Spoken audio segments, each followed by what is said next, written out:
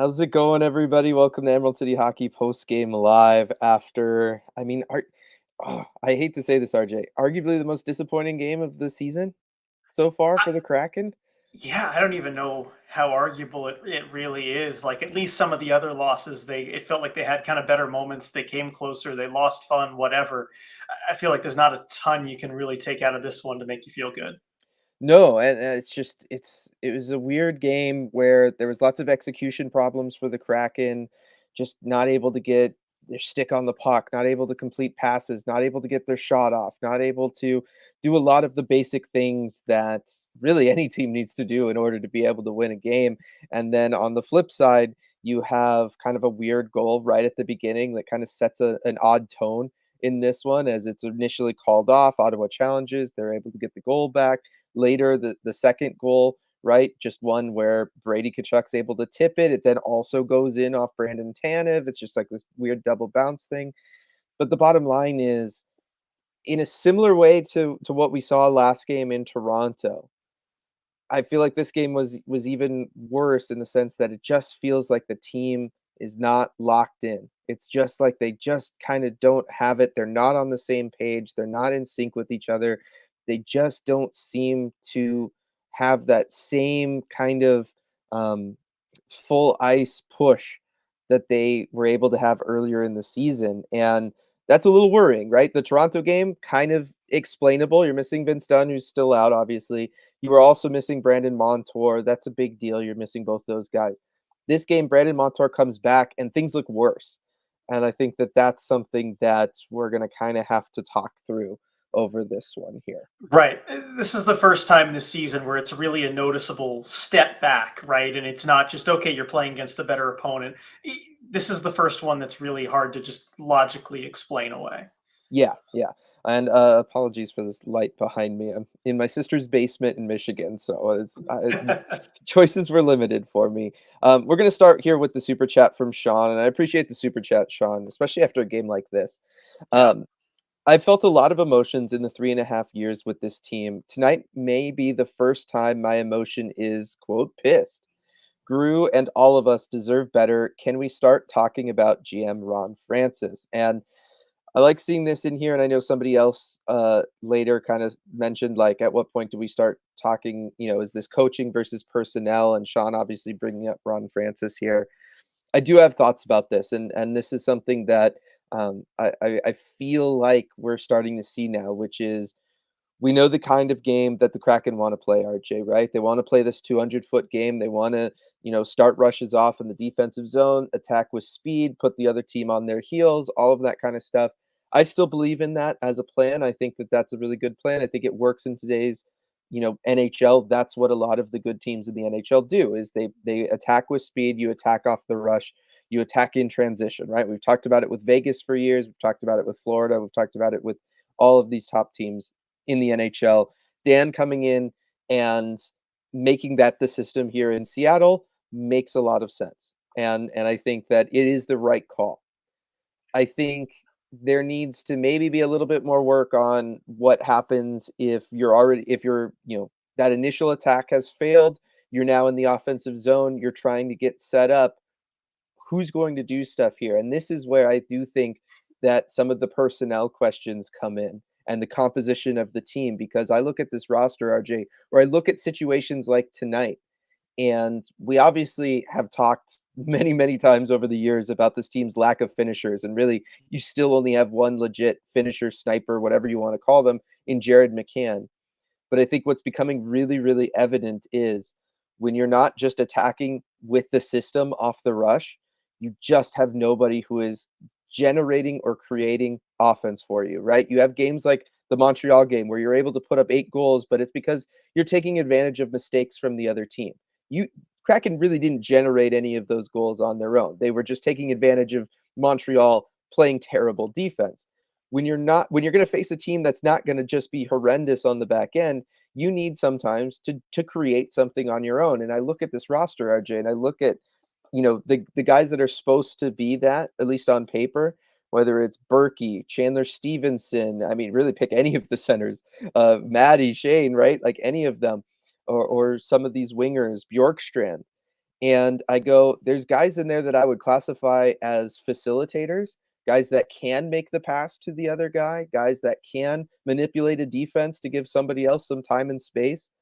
But it's nobody that's going to go out there and really kind of put themselves in a unique spot that's really going to opens up something else for somebody, or put themselves in a unique spot to get open on, say, the power play, right? And then really go out there. I think about what Willie Nylander did in the last game to us, and I just say there's nobody on the Kraken that could ever think of in the moment sneaking around the net like that, and then just being open backdoor, like, just nobody moves in that way, and I think that's really, really hurting this team, and that is composition.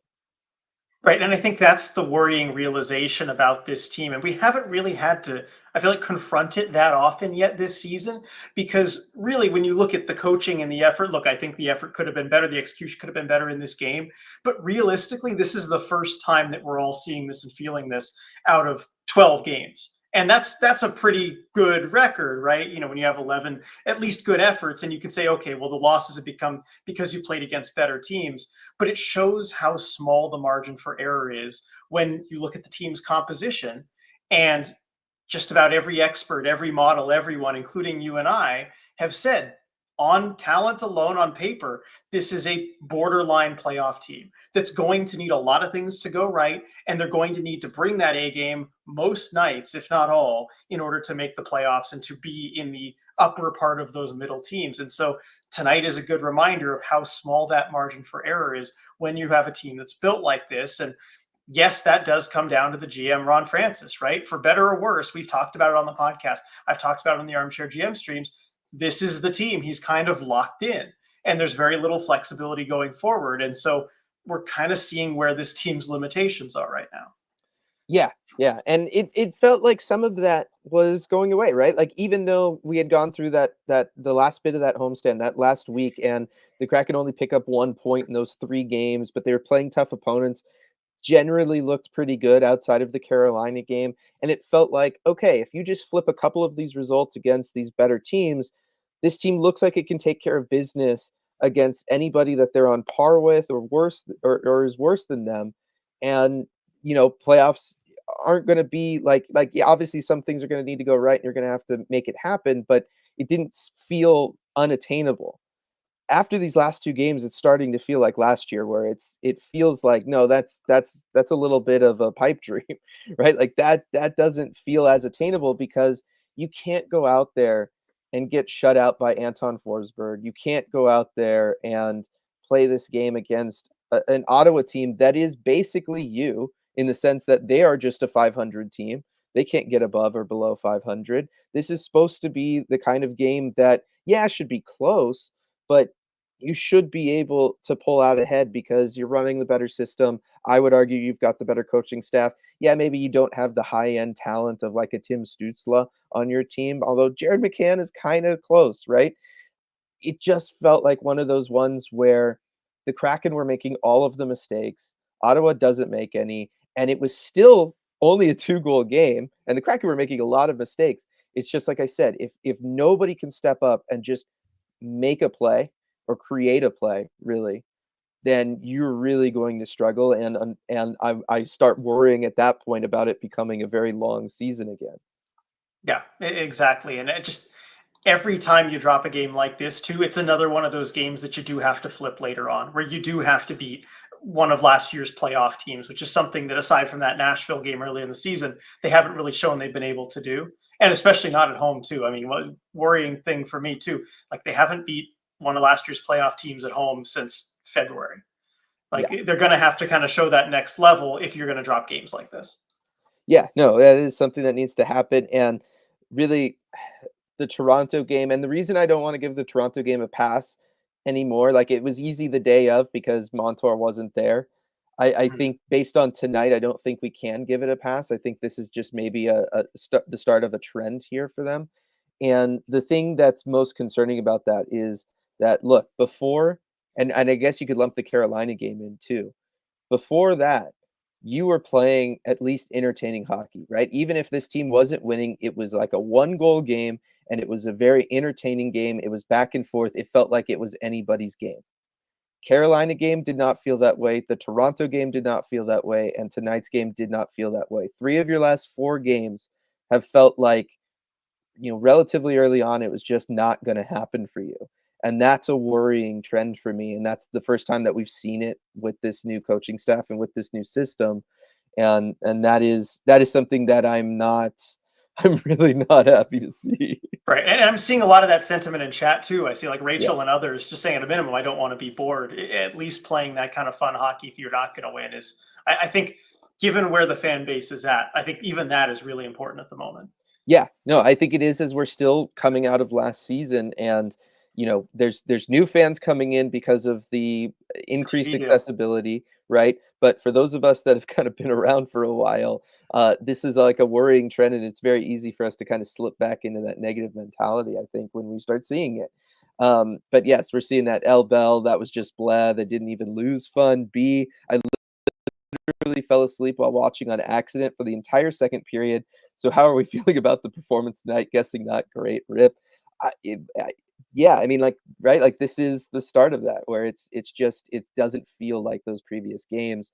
Bell, at least Grew got above 900 for the game, though. Yeah, I did feel like in a lot of ways, RJ, this was Grew's best game of the season, just because he was stepping up. He made some big saves, especially in the second period when the Kraken had some really bad defensive breakdowns.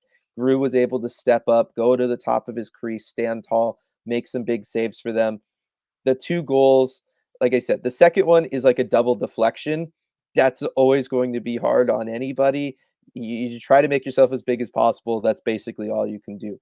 The first one, it ended up being the right call. Again, I hate in the NHL, RJ, that if you challenge for something and they go to the situation room, the ref comes out, makes the call of what it is, and there's just zero explanation from anybody, whether it's the league online or really it needs to be the ref who's on TV and in the building to explain why calls like that get overturned and a goal is now on the board. Right. I mean, just a sentence or so, just a basic explanation from the official. Then you can have a longer written thing from the league, and that makes sense. But yeah, it is tough in the moment when you're just hearing, well, yeah, that's the call. Even though I think ultimately it was the right call on that one. But it's tough either way when you're dealing with it, whether it's fans or the players or anybody. Yeah, it's just something that kind of bugs me and feels like it's easy to change. It just beyond just the call on the ice has been reversed. We have a good goal. Um, Schultz, so how much of this can be written off to not yet being at the 20 game mark Dan spoke about early, and how much is personnel? We've kind of talked about that. I'm really starting to feel like there is an element of there not being that next level to the system of what do you do in the offensive zone, or in the instance of the Carolina game, what do you do if you can't attack in transition, right? Like that has been something that we've talked about, but I don't know. I'm just starting to come around to the personnel thing again. I was hoping we could get away from that. I was hoping that really just the addition of Brandon Montour was going to help fix the composition of the whole team, RJ, and maybe that was just a little bit too much to ask of one incoming player. I think that was a bit optimistic looking at it on paper. And that's kind of where I'm at too. I feel like the personnel is just the underlying problem. On the coaching staff, I'm still willing to give them the benefit of the doubt right now because we are still in those first 20 games. And way more often than not, we've seen a good effort from everybody and a good job from the coaching staff rather than a game like this. This last little stretch has been the first time we've seen it. And I mean, I think we'll find out a lot tomorrow because they have a chance to bounce back, like 17 hours later or Yeah. whatever it is, against Boston. And I think that's going to be very telling. Yeah, and look, they did put on a good push in the third period. There was some good scoring chances in that third period. I don't know what, say, like Natural Stat Trick has for the expected goals in the third period. Wasn't able to look at that or have it updated enough yet by the time we had to start this, but I could see that being a solid period for them. And look, you hit a couple posts at any time that puck luck can flip for you and something goes in. Zoe, Boston tomorrow is going to be exciting. I hope so as well, Zoe. Schultz, at this point, is there any reason not to bring Hayden in tomorrow? I mean, not really. You could certainly try just to shake things up like that, especially in a game against Boston. Right. I think that'd be fine for tomorrow. Yeah, like you said, Boston with the matchup too, shaking things up. And also on the second half of back to backs too, it's not the kind of thing that you hear about a lot, but I bet you there is some Kraken forward that's dealing with a bump or a bruise, or is Mhm. just generally more fatigued than the rest because of the punishment that NHL players go through over the course of the season. I don't know who that guy is, but I bet you there is somebody that maybe could benefit even from a night off. Yeah, and Brooke asking, "Why did they look so tired?" This road trip is kind of a weird and long road trip as far as kind of how they've been doing it and how they were forced to schedule it. Um, I don't know, like, really what I can say because I was privy to some information in Toronto about whatever stuff, but it's one of those things where, it sounds like based on how travel normally goes, because of this double header, this back to back, where you have to play in Ottawa tonight and then Boston tomorrow, that really messed with how all NHL teams, not just the Kraken, would normally handle a opposite coast road trip like this as far as when you stay in which cities, when you choose to get your rest in which different places, and all of that kind of stuff. Having that back to back in there the way that it is, and it being not crazy far apart geographically, but not as close as, say, doing Toronto and Ottawa on back to back nights. It does, I do think there might be something in there to that. Yeah, there's a flight, and a flight after a game like this, especially when it's less than 24 hours between game start times. I mean, that's pretty rare. What, I think 22 hours in between game start times, and that's not much of a turnaround. Like, you think about guys, even just the sleep schedule, what it's going to have to be from tonight and before the game tomorrow. So those are very real things that they are dealing with, and of course that's going to contribute to fatigue. Like, travel is really tough for these West Coast teams coming out to the East, and we're seeing probably about as bad as it gets. Yeah. Alex, the fact that the team didn't really tilt the ice even in crunch time when down 2 is not a great sign. That's when you need to force a team to defend and defend hard. I'm gonna push back on this a little bit because I did think that they put on a good push in the 3rd period, and there was a stretch in time where certainly back at the I think it started at the end of the 2nd and then continued through a lot of the beginning of the 3rd, where Ottawa did not have a shot on goal for a very, very long period of time. I don't know exactly how long it ended up, but I know I was watching the Hockey Night in Canada broadcast, and they had thrown up something early in the 3rd that said Ottawa had not had a shot on goal in 6 minutes and 52 seconds, and then that did continue for at least a couple more minutes. So there was a long time where the Kraken were kind of dominating that possession, and even after the 1st period, the Kraken had higher offensive zone possession time than the Ottawa Senators, and this kind of goes back to my point of when you're in the offensive zone, it doesn't really feel like anybody knows how to make the most of it because we're seeing this pretty consistently. If you look at offensive zone possession, they are out possessing other teams in the offensive zone. They are making other teams defend more. It's just because they're kind of bad at capitalizing on that, or they don't really have, again, whether it's a plan or the player's ability to really get open, create dangerous opportunities for themselves, create a pass that's going to really catch the defense off guard. By not ever really making the most of it or using it to generate a lot of high danger chances, it doesn't feel like they have the other team kind of back on their heels. Yeah, and the sequence that comes to mind for me in the third period, because I'm going to agree with you, Dylan. I thought they put on a pretty good push to start the third, and then you have that sequence. I think it's all on the same, like, in between stoppages, basically, not the same shift. But you have Riker Evans hitting the crossbar, and it goes back down. Right. You have the pass across, the cross ice pass for Burakovsky takes the one timer. Forsberg makes a good save on that, and then you have the other one off the rush where Eberle sends it across ice to McCann, and Forsberg makes another good save on that one. That sequence, I felt like when they didn't score on that, that's when I felt a little bit of man, like the players knew, okay, this just isn't going to happen for us tonight. It's not meant to be. But up until that point, I thought they put on a pretty good push. But you know what all those chances have in common?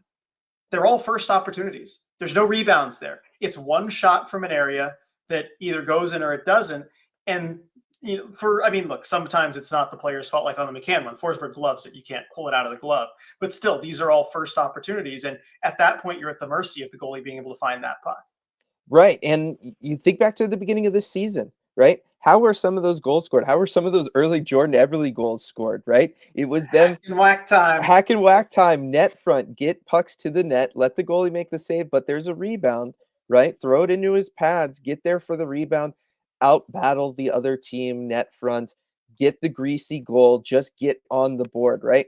How much of this game would have looked different if, just say, halfway through it, you were able to just get on the board with one of those greasy goals, right? How much does that change the mentality for Ottawa, a team that, again, it's not like they're world beaters, right? That's a team that's gone through plenty of their own struggles, this core.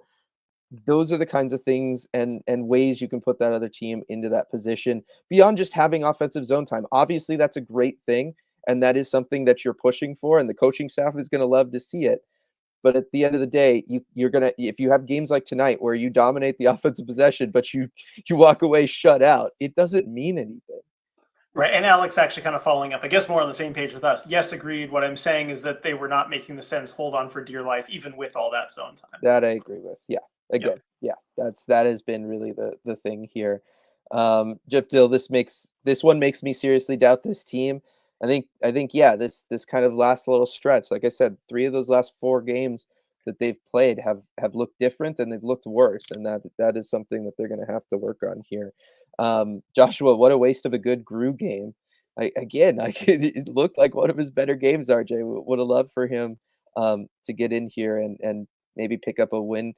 Fusion Mix vibes were bad in this game. I switched over to watch the Blues beat the Leafs without their 1C or best young defenseman, all while double shifting Ryan Suter in the third period. I don't know the game. I mean, from what I understand from just watching the intermission reports on Hockey Night in Canada, the Leafs just take way too many penalties and their power play sucks. So that's there's your Leafs read from Kevin Bieksa. So take that for what you will. Joshua asking, is this a staff issue or just the players not focused? I don't know that it's really either of those two things, right? I think there's an element of the staff is probably going to, as they evaluate things over the first 20 games, know that they need to work on better creating situations for the players in the offensive zone, getting them used to what they should do after that first initial chance doesn't work. If you still have it in the offensive zone, these are some of the things that we can try. I also don't think that it's the players not being focused per se. I just think that they just don't um, they don't necessarily think the game in that way, right? Like there is a reason that superstar players are superstar players in really any sport. It's not just because they're that much more physically gifted than the other players. It's really just that they think the game differently. They're able to think about it quicker in the moment. The game just is slower for them. They're able to create and come up with things on the spot that other players are just not able to do.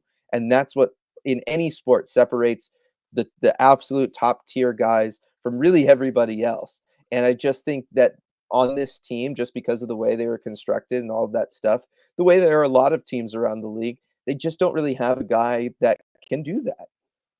Right. And I don't think it's an issue necessarily of focus, at least not consistently this season. Last year, you could certainly Yes. say that focus was a major issue. I'm not ready to go that there this year yet. Yeah. I agree. I agree. Christian, I'm sure Monty was tired with the constant travel. Yeah, I would bet Yeah, so. no doubt. Um, yes. Jeremy, Kraken get pressured in the neutral zone and just crumble. Blueprint is out. I do think they need to work on that. I think Carolina kind of opened that up and gave that blueprint to other teams. I will say, Matty consistently though gets through it. He is the one center that has proven he can get through it. And that's a positive sign, and I want to continue to point that out because each game, and I pointed one out on the Discord during this one. Each game, he gives at least one good example of how a player can get through that, and he does it really by flashing some solid skill with being able to protect the puck while it's out in front of him and go around guys, and it is really impressive. And so I just want to kind of continually put that out there. But yes, as a whole, the Kraken are having trouble getting through the neutral zone right now. Um, Brooke, I want GM Ron Francis to sell Berkey. He doesn't have chemistry with anyone and is just a liability at this point. I don't know. I mean, as the armchair GM here, I can speak up because look, Brooke, I agree with the sentiment at this point. I think we talked about it on the podcast, Dylan, right? Yeah, Where I was saying I feel like it's almost a bit of a lost cause. When we were talking with him and Shane Wright and all of that, and I just felt like trying to find chemistry for him at this point. I just don't have any hope for it. That said, I think it might surprise some people to know how much it would take to get rid of that contract. it would probably be more than it's worth, honestly. And if you made the decision that just he cannot be on the team anymore, you have to replace him with any other warm body, a buyout might actually be the best way to go, just because I think you're talking about at least, at the very, very least, a first round pick, probably more than that, significantly more than that, to get rid of that contract. Yeah, and yeah, it's a tough one. I again, I still see like there are times like in this one where he was able to, launch a great looking shot there in the third period, right? There are kind of flashes from him. I think I don't know. Maybe I'm just like totally off on some island here, but I think a lot of the criticism that goes his way is really kind of the same criticism that could be launched at like 10 of the 12 forwards this team has, as far as like the situations he doesn't perform well in and the stuff he's not really doing. Yeah, and well, that's why after the Carolina game too, there was some criticism of him, and I was like, "Look, nobody played well this game. Let's kind of back off because it's an everybody thing." And I do think, look, I think he has something left. I think if you put him with really high end players, you put him with a star player, I think he can fit in well enough and be somebody who's valuable to be on a line with a star. But the Kraken just don't have a player Mhm. like that, and they're not going to in the time that Burakovsky's contract runs. So that's where it becomes difficult. And part of the job is almost maybe if you want to try and convince another team that Yeah. he can be that guy with their star, but that's a big bet that you're asking any other team to take. And it's one that if I was another GM, well, why am I going to do this? You better make it worth my while. Yeah, you'd have to retain half and probably give up an Yeah. asset to do Yeah. it. It's You just a retain little. half, I think he becomes pretty valuable, but Yeah, then yeah. that's a whole other issue. Yeah. Yes, especially on this team given their cap situation. Yeah. Let's see, Alex. Some coaches could get this team to the playoffs. I don't think any coach can get this current roster close to a cup. I mean, I very much agree with that. I think that's something. This is a league in which you need, arguably, to get close to a cup, multiple superstars, and the Kraken still trying to find one means the cup is still definitely a ways off. Daniel, what has happened to the Tolvi one timer? Such a weapon his first year here. Since then, seems like all his goals have been of the greasy variety, RJ. The one timer, and I've been wondering this myself, Daniel, because I see him in practice again, and also in games too. They feed him for the one timer a lot. It just feels like it doesn't quite hit the spot it's supposed to. Like either it goes back wide the other side of the net, or it kind of goes into the goalie's chest, or it just feels like the accuracy is kind of missing on it. And I don't know what exactly goes into that.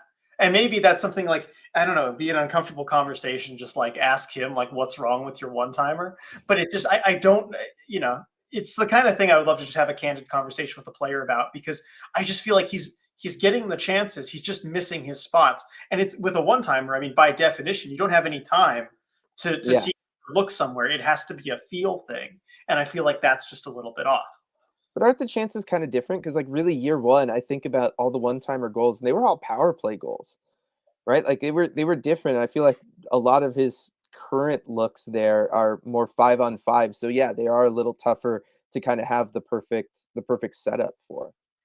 Yeah, no, and that makes sense. And I'm checking his like power play ice time, because I know they kind of downscaled. Okay, he was on the power play tonight, but I know like a couple games ago they took him off the power play for a stretch too, so that might explain that as Yeah, and well. I have thoughts on the power play, but I want to get to the super chat first from Kitty B Kraken. I want to thank Kitty B Kraken here for this super chat to push good vibes for the Kraken to turn it around. Thanks, guys, for keeping it positive. We'll get there. Of course, Kitty B Kraken. Thank you very much for the super chat. Um, with the power play, RJ, I love the player movement that the power play still continues to have. What I want to see a little bit more is, and this was one of the next ones here on chat was, I want to see them use the bumper spot, right? Like that's still the one element that we haven't really seen. We're seeing player movement on the perimeter. We're seeing player movement with somebody on the half board cycling with whoever the quote unquote net front or net side player is. But far too often I see the player in the bumper not really get open for any sort of opportunity, or if they do pass it down to the goal line, they don't whoever's in the bumper, it doesn't feel like anything has been made a priority for them to try to get open for a look for that pass to the inside, because that's really the passing lane for them. I wish I had a whiteboard or something with Oh me, no. But when you have that player kind of, and there was a great example of it tonight where Chandler Stevenson was that player who is to the side of the net on the goal line. Shane Wright was in the bumper, and for like a half a second, he was in a position where Chandler Stevenson could have passed him the puck, and Shane Wright could have had a really quality shot on goal. And it didn't look like it even occurred to Shane that a pass could come, and it didn't look like Chandler Stevenson ever even looked at him. And really, that's the only look that you should have. The only read you should be making, having the puck in that spot on the power play should be to that bumper spot. They go whole 2-minute power plays where they spend a vast majority of the time in the offensive zone, RJ, and the person who's playing the bumper role never touches the puck. And I think that's something that kind of needs to start changing. Right, and that's the kind of thing that can unlock an entire power play. It's the credible threat, even if you don't make the pass over there all the time. To have that play and that high play, I think when a player is open in the bumper spot right there, especially if it's someone like Shane, that is very dangerous, right? If you get that pass through on a bang bang play, that is so hard to defend. But teams need to see it on film to respect it. And it's the kind of thing too where I wonder if the fact they've been on the road for as long as they have. I know they've got some practices in, but it feels a little different when they have the chance to do extended practices at home.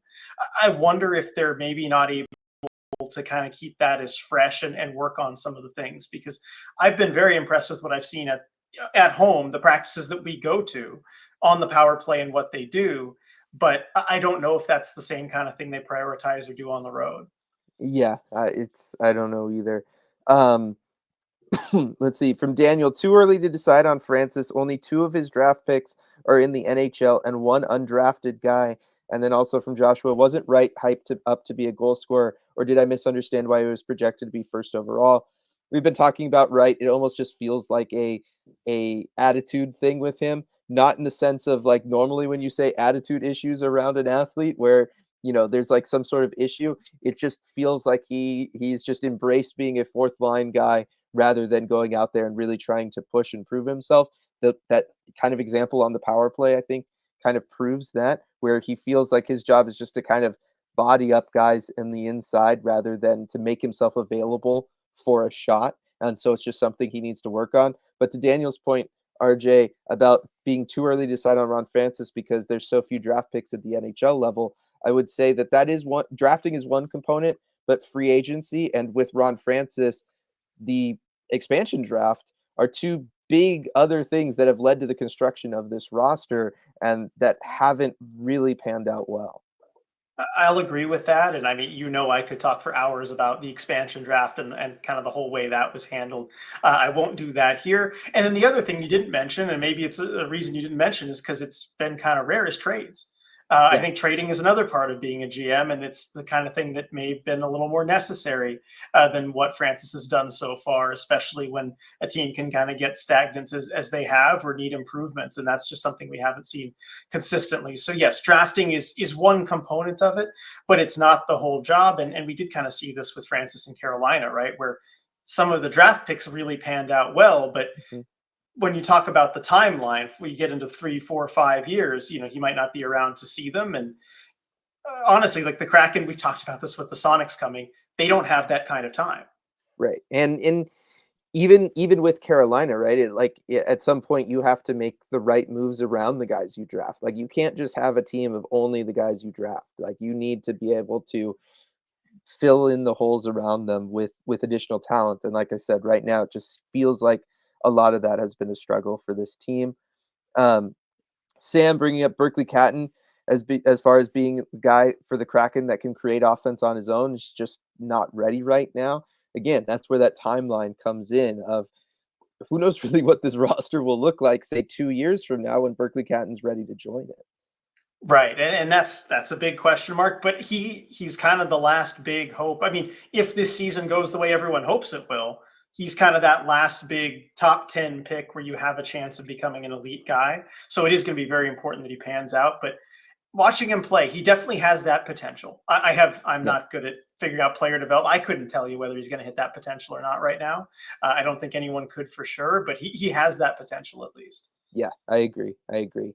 Byron, it worries me that changes to the roster and the coaching staff always seem to look good at first and then slowly slide back into looking like the bad Kraken. That worries me too. I mean, this is really the first time that we've seen those kind of that level of substantial change. This is the first year outside of year one where Ron Francis did make big splashes in free agency. It's the first time we've ever had a coaching change to go off of. Again, it is a small sample size of just really the last 4 games, but yeah, that is the if again, if it's a trend that kind of continues and the season starts getting away from you, that is a very worrying trend. Right. And I still want to give the coaching staff not maybe not even like the benefit of the doubt, but I still have hope that they're going to be able to turn it into something that looks different and that we're going to see a better effort. Heck, I think even tomorrow we're going to see a much better effort of the Kraken. It's just going to look like a different Kraken team, and hopefully we'll be having a much different conversation 24 hours, 20 hours, whatever it is from now. And so seeing everything the coaching staff does, I really do believe that they can get those habits right, but it is a process and it does take time.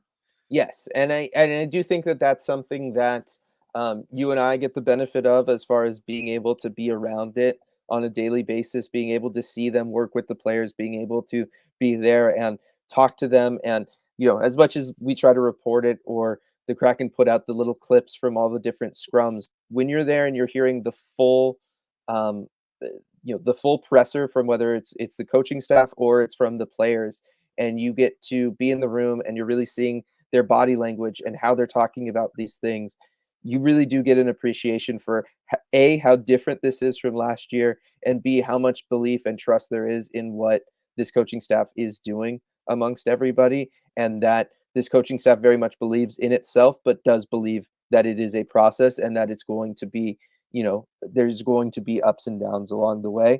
And so I just kind of want to put that out there is like there's a reason that RJ and I and other people in the media have been very positive about this group even after a rough game, and it's because I think we get that extra benefit of seeing them more often and being around and hearing kind of the full message from everybody in a way that it's kind of impossible to give to everyone. Um, let me jump down here because there's a lot of chats. I mean, really, one of the big things that just keeps coming up is just how positive Grew was in this one. What a good game he had. I don't think it was a quality start, unfortunately, because I mean, Ottawa, there was long stretches where they just weren't really getting anything going. Um, but I do think that I think somebody said, was this his first game with an over 900 save percentage?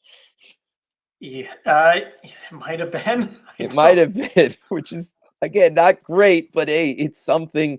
And it's one of those things where it doesn't totally tell the whole story with just how big he was. He made a lot of what you would call clutch saves in this one, RJ. Yeah, no, Dallas game 9-13. So it's a second Okay, game, and of course he gets they get shut out in shut that out one in as both well. ones. No goals of goal. The 2 games he's over 900 save percentage, 0 goals in goal support. So that's fantastic. Sorry, I'm not trying to get negative here. No, no, Really, I no. do It's think just the big it is takeaway, rough. right? Yeah, Right. But the big takeaway, I think, is that Grubauer had a solid game, and that's something that look, we talked about it on the podcast like a week ago or so. Even John Forsland mentioned it, right? The goaltending needed to improve from where it was several games ago. And I mean, really, since he said that, I mean, almost to the game, it has improved. I think it was after the Winnipeg game. It has improved mightily. Like Carolina, that was Joey's best game of the season to that point. hmm Joey was great in Montreal.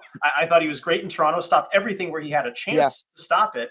And so we've seen him really shore up the goaltending, and he's been fantastic. But of course, the question mark is Philip Grubauer, who to that point, hadn't really had a very good season. And tonight, I thought he was fine. I thought he was good. He was solid. He did everything he needed to do to give the team a chance to win. And so at least seeing that out of what now 4 games in a row from both your goalies now involved, I think that's a big positive. As long as the team in front of them shows up, that should be a good sign for you going forward. yeah. No, I'm with you. That's a great point. Zoe pointing out the record without Vince Dunn now for this team is 10-26-5.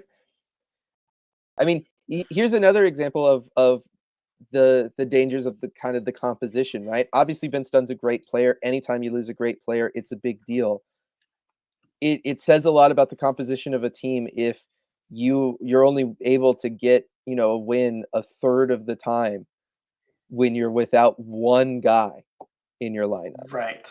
And I think that is why they went out and or part of a reason, right? Why you go out and maybe shore up the blue line a little bit, bringing in a Brandon Montour. But even then we're seeing, even with Montour in the lineup and done out, they still seem especially like vulnerable to this, and especially from a standpoint of producing offense. Mhm. And I don't know how you really address that. I think it's one of the dangers of, and we'll go back to composition, right?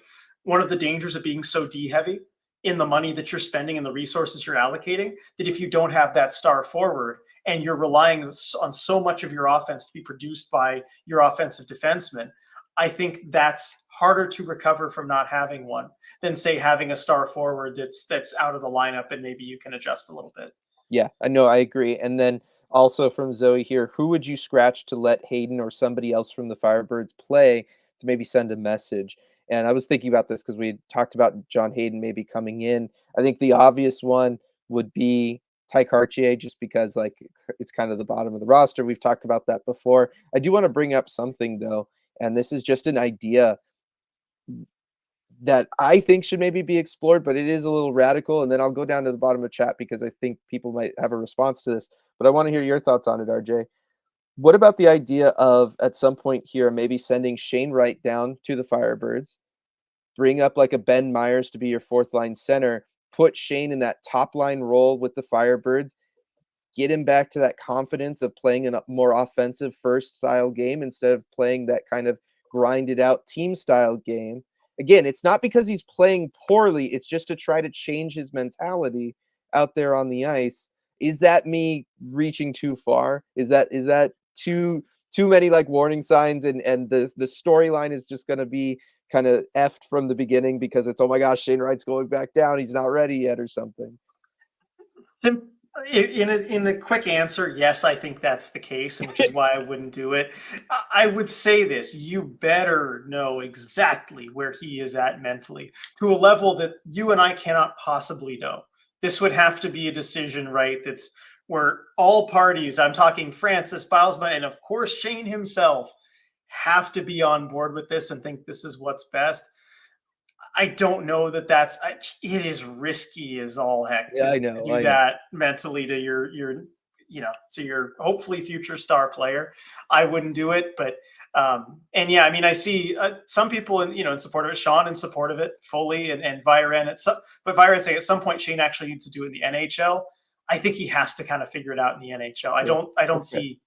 Yeah, I think a strong message to him, like go out there and just, what was it that Dan said? I'm trying to remember the quote from, was it last year with the Firebirds, right? When Shane was kind of getting sent down there and go, was Dan just like, he's a supremely skilled player, like he's just got to go do it. I think it was the playoffs 2 years ago, right? Give him Mhm. that message again. Just go do it. Do your thing. I think that's gonna be more effective than sending him down. Yeah. No, and that's fair. That's a But I good love the point. creative thinking. Like it's always fun to play around with these ideas. Yeah.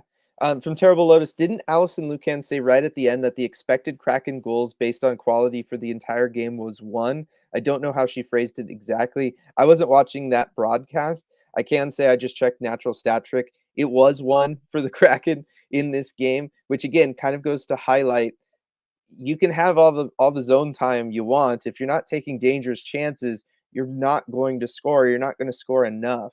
And that very much feels like a conversation ported over from last season because that's so much of what we talked about. And I look at the heat map on this one, RJ, and there is now a little bit of a zone at the net front.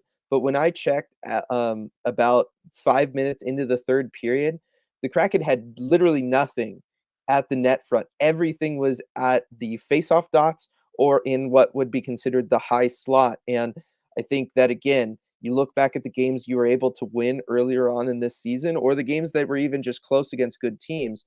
You had the Krakens getting at least one goal in each of those games coming from basically the crease. Yeah, that is just where goals come from, and especially for this team, if you don't have a superstar to snipe one from further out. And yeah, I'm looking at that heat map that you're talking about. Yeah, just a little dot there in front of the net, but not much. And really, all of it too is you have to go out to the all situations too. Really, it's stuff where it's not 5-on-5, where they generated anything close to the net, and you can't be fully reliant on that. Yeah, exactly. Exactly. Um, getting goalied by another backup really sucks. I agree with that, Sean, there. Olivia, on a positive note, if we can take any, Ty seemed like one of the few really trying to bring something. Anytime I tuned in, it felt like he was the only guy actually wanting to win.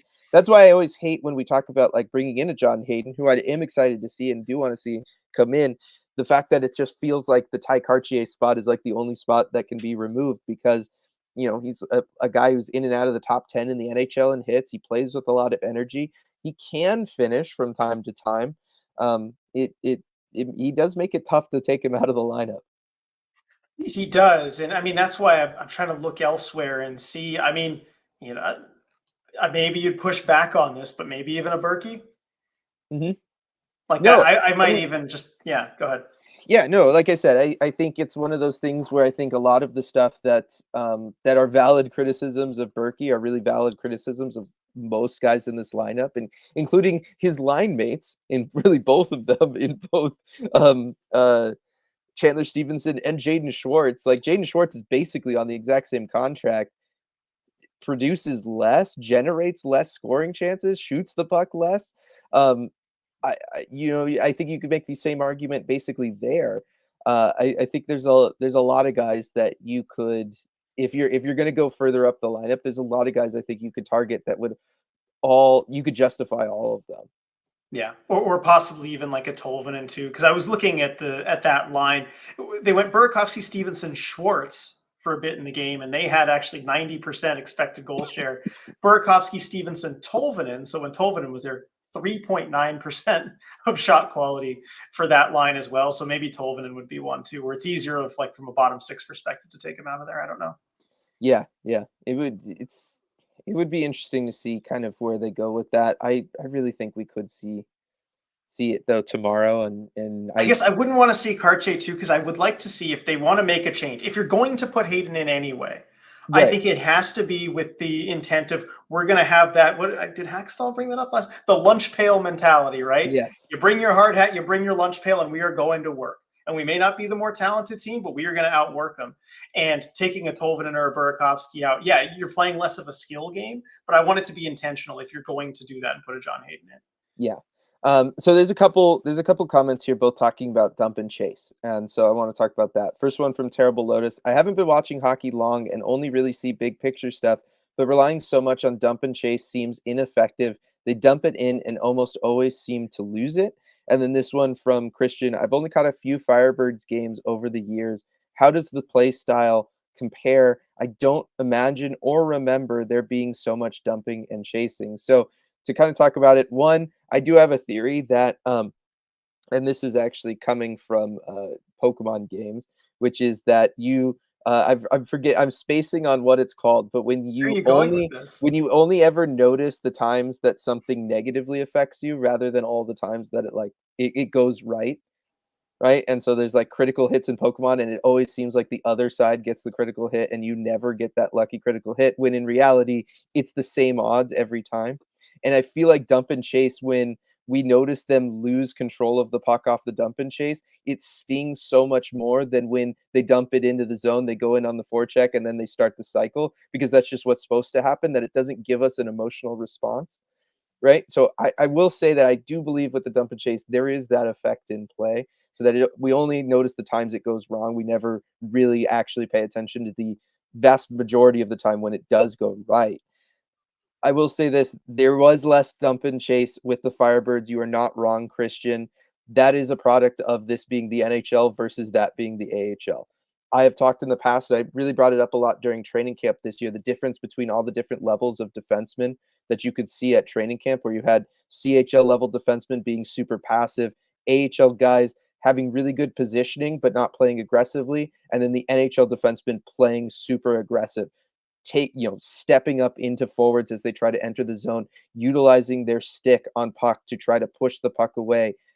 That level of play that you just kind of expect in the NHL and that defensemen bring every night in the NHL doesn't exist in the AHL. And what it means is you have to, as you're entering the zone and they're stepping up to play you aggressive at the blue line, you have to chip the puck past them because otherwise they're just going to get their stick on it and kill the rush dead right there.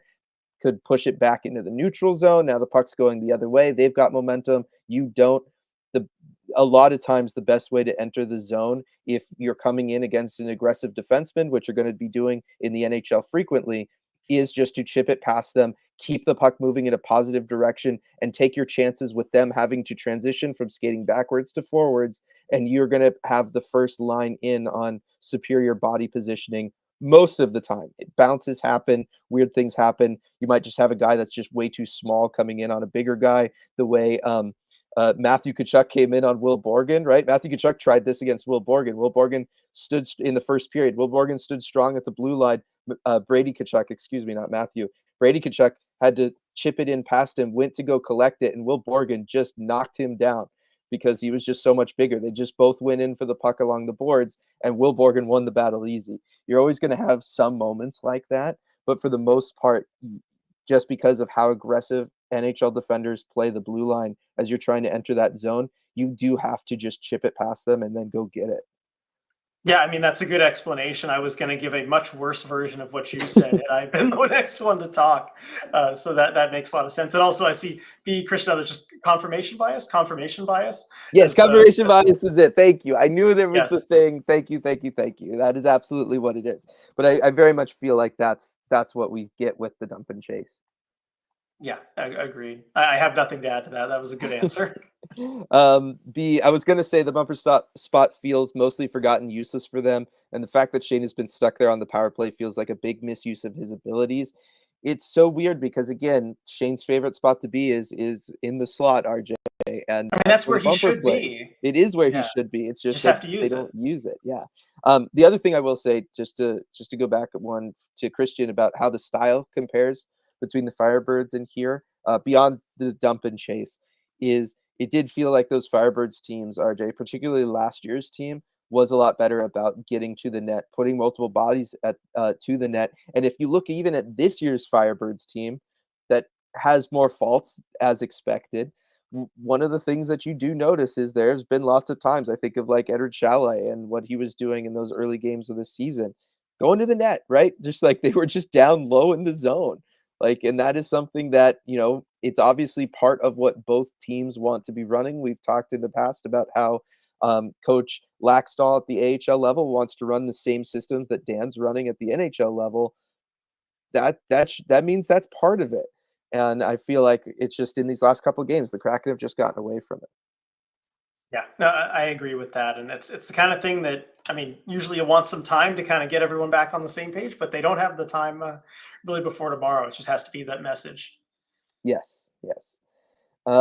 Let's see. Elbel, is there anything Dan could say in his post-game presser that would help alleviate at least any of these concerns? I mean, I guess it depends on exactly what concerns you have and what is considered like a valid addressment of them, right? For me, acknowledgement that this was happening means that they are aware of the problem, and that means by nature, because they are a good coaching staff, or really a coaching staff that has made it to an NHL level, they're going to then work on fixing it. So I think for me, just kind of acknowledgement of some of these things is what I would look for.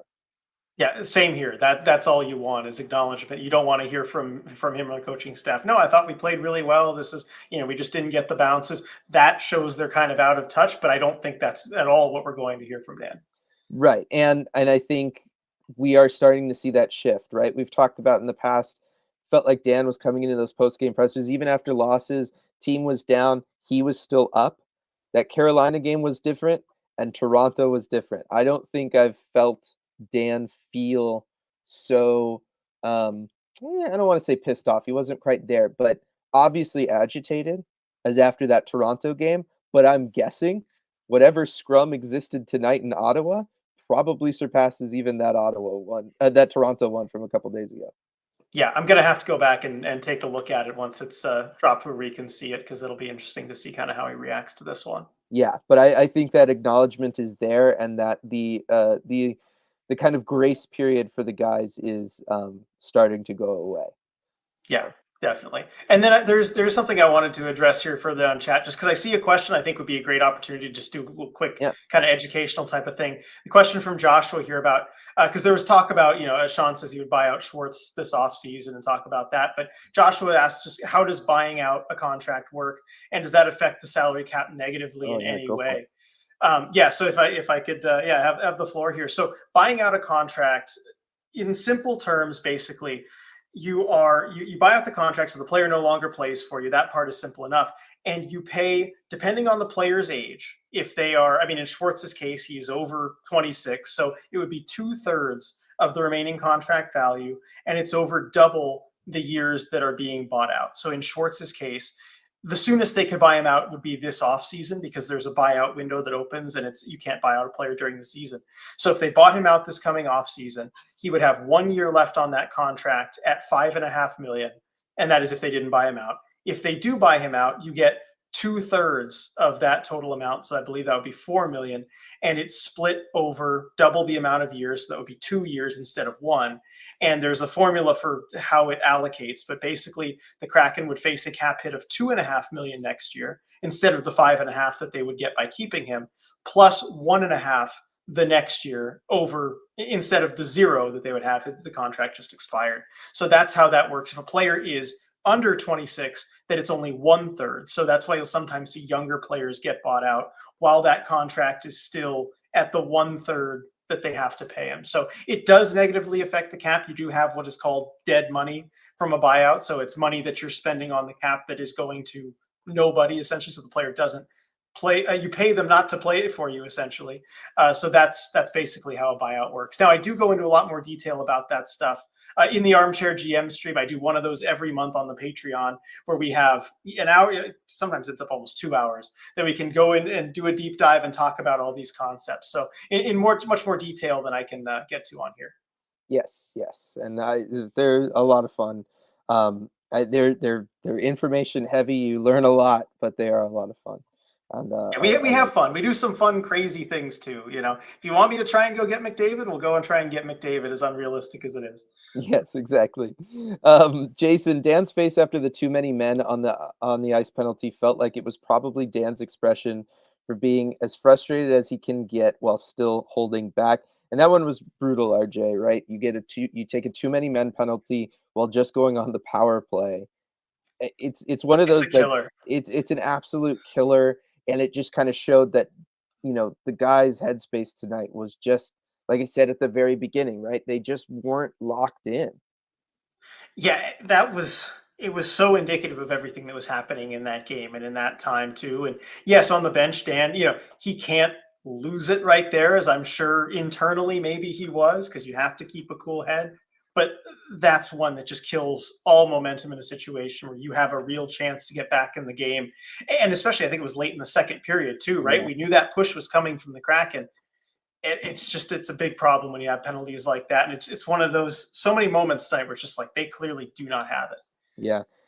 Just have time for a couple more. If skipped anything you really want read, go ahead and put it in. We'll consider this the last call here. Schultz, is the PK plan to be overly defensive? It doesn't feel like there is any danger of scoring a shorthanded goal, RJ. I know. Well, we love the term power kill, right? For an Yep. aggressive penalty kill that's capable of maybe even scoring on its own. And I know Alison Lucan loves the term power kill. Yep. She will mention that all the time. It's been a while since we've heard that from her, isn't I it? was just I was just gonna ask, is there somebody who say came in last year as a fan of the Kraken, RJ, even know what that term means? Probably not, really. I mean, the shorthanded goals were kind of few and far between. Yeah, it's really not as aggressive of a penalty kill as it used to be, which can be a little puzzling given that the personnel is largely the same. Yes, I think the mentality is different. I mean, look, we know Dave Lowry is in charge of the penalty kill now. He was a part of the coaching staff last year, but he was not the person running point on the penalty kill last year. Now, I have been very vocal about my criticisms of the penalty kill this year. I think it is far too passive. I think some of it is chemistry driven as guys like Chandler Stevenson and Tanev have to get used to playing with each other and that kind of unspoken agreement of when each guy is going to do what. But at some point, you also just somebody's got to step up, right? Like you have to start going for certain things. You have to start pressuring lanes. You have to start pressuring the puck carrier. I think as much as I want the power play to be more successful than it is, I still right now feel like RJ, the PK is the special teams that kind of needs more focus. And honestly, if you are going to say, I know earlier we said the players weren't unfocused. if you were to say there was an area where like the players do really need to like kind of dial it in, or they do seem maybe scattered, it is on the PK, and that's a pretty terrible place for that to be the case. Yeah, absolutely. And I don't know why I did this as like a, data driven whatever, but I'm counting on Twitter 1, 2, 3, 4, 5, 6, 7, 8, 9 mentions of Power Kill by Allison on Twitter from start of the year to February of last season. Her last mention was February 25th of this year. Yeah, that So that gives you the idea, right? yeah. I do Oh, and want by to. the way, quickly, everybody, sorry, for speaking of Twitter, since I was just on there, sorry, I wasn't able to tweet during the game. I had an event I needed to go to that had a bunch of stuff going on where I got back later than I thought I would. So, yeah, apologies for the lack of Twitter coverage tonight. Yeah. Yeah, lots of people. Christian, I wonder what happened to that. Jason, I started paying consistent attention about halfway through last season, and no, I have not heard of that term. It was basically a term because seasons one and two, the Kraken were really aggressive on the power play, on the penalty kill, excuse me, and they really pressured other teams and they tried to get the puck up the ice. And there was times where they could get odd man rushes and go in there and score some shorthanded goals, and that was what the power kill was all about, Jason. And yeah, it's been a minute since we've seen that for sure. Um, Sam does have a question here, RJ, and it fits in. And I think it's better to answer this now than maybe to save it for a deep dive, unless tomorrow goes kind of similar to tonight, in which case maybe then it is a question for the deep dive. I want to do this. I don't want it to be the last question though, because it is a little bit of a bummer. Yeah. But the question is, pick one contract you would buy out first: Grubauer, Berkey, or Schwartz. Now I'm going to throw Schwartz out because that contract ends the soonest. So you could probably, well, it ends I guess the same time as Grubauer's, but it's the one that you can probably stomach having around the most. No, it actually is a year shorter than Oh, it is. Okay. Burakovsky and Grubauer. So it is the one you can stomach having around the most. I think also he brings the most of those three players to the team. So I throw that out right away. I think you let that contract. Also, when you do get into the last year of it, like it would be next year, that contract becomes infinitely more movable, whether it's as a deadline piece or you can just retain the money for 1 year. That contract should not be a problem once you get to this offseason. Now, Burakovsky and Grubauer are a different matter because they have multiple years left. And this is tough actually, because until recently, I would say Grubauer for sure, just because the goaltending situation. Look, you've decided to pay Joey, so you know you've got that in net, and you're going to need a little more flexibility that you can't have that much money in net. I think I might go Burakovsky actually over Grubauer at this point, just because I think the flexibility that's going to open up for you at forward. Well, look, we'll see how Grubauer plays the rest of this season, Yeah. but I think he can at least bringing in a replacement for Burakovsky, because you have guys like Newman or Shally, whoever from the Firebirds. I feel like there's going to be one guy coming up at least that you want to give more opportunity in that forward group. I want a place for that player rather than having to go and try and find like whoever the next Anthony Stolars or some 2 million or so backup that also gets a little dicey because you don't want Joey having to play too much. So I'd actually go Burakovsky more than Grubauer. Yeah, so I I mean, yeah, as rough as it is to imagine having 11 million in net over the two contracts, I do understand that coming from the place of, you know, you need to make space at some point up front, right? And you're gonna have Yanni Gordon, Brandon Tanev coming off the books. There is going to be two forward spots available that realistically you're going to need to fill with guys on ELCs or league minimum contracts. So I feel like those spots are going to kind of naturally open up anyway. And so I was kind of trying to talk myself into the Berkey thing, and then literally just now I talked myself out of it because you're going to have those two spots open up, and because those contracts are coming off the books, and then 1 year after that you have the Eberle contract and I think the Schwartz contract coming off the books. So I think you're going to have those forward spots opening up anyway, and so you're not going to feel the need to do it. And look, let's be real, if it hits what, 3 4, it'll be year 4 of the Berkey contract. If he continues to play that way and he continues to kind of just be this piece that you're constantly having a hard time filling, as terrible as this sounds, you just scratch him, right? Yeah, Like at you some could do point, like that. that becomes something that comes in.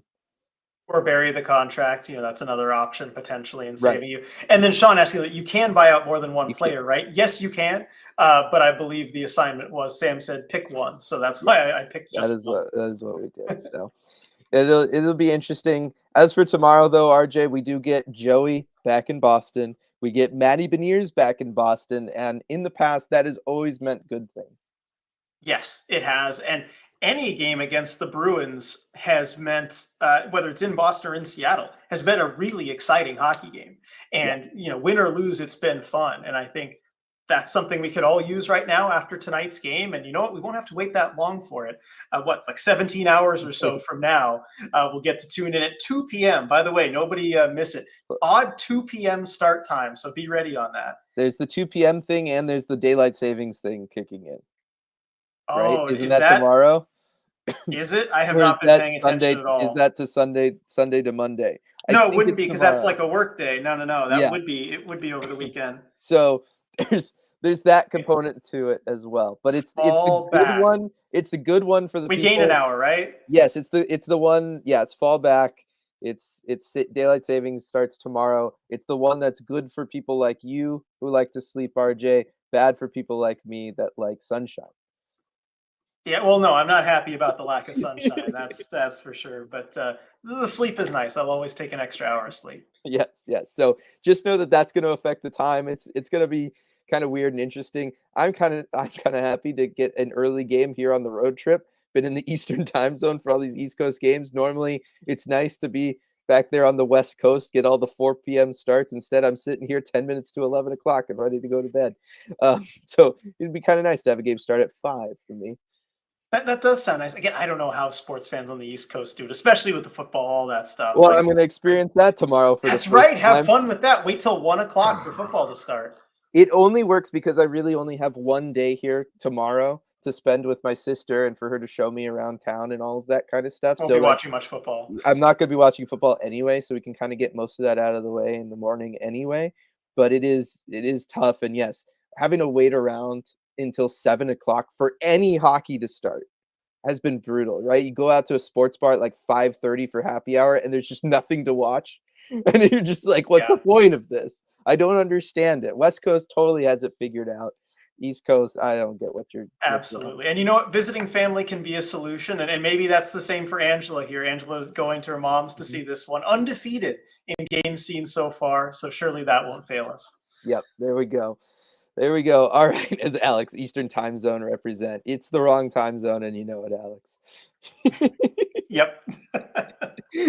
All right, everybody. I want to thanks everybody for joining us after this one. I know it was a tough one, but I think we had a good therapy session for it. I want to thank both Sean and Kitty B Kraken for the super chats. Really appreciate those. And yeah, we're gonna see you all in in just a couple hours after that Boston game that I think is gonna be good, and I know you do as well, RJ. Thanks everybody, and we'll see you later.